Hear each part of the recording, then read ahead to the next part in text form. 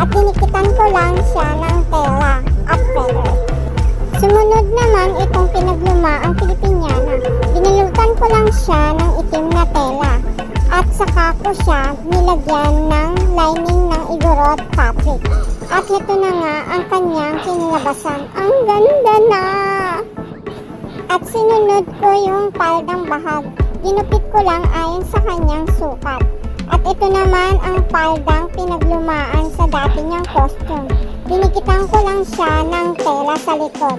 Sinunod ko naman ang pagkabit ng beads.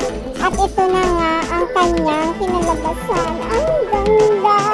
Worth it! Kahit paso-paso ang aking kamay. At dahil dyan, hindi ako nabigo mga kakokay. Dahil siya ang nagwagi.